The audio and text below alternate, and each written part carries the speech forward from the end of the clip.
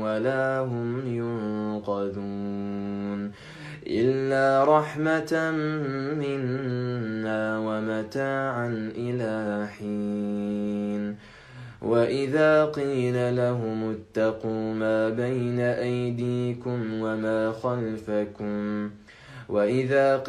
لهم اتقوا ما بين أيديكم وما خلفكم لعلكم ترحمون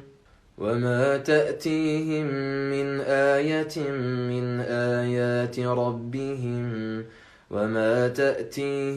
من آية من آيات ربهم إلا كانوا عنها معرضين وإذا قيل لهم أنفقوا مما رزقكم الله قال الذين كفروا للذين آمنوا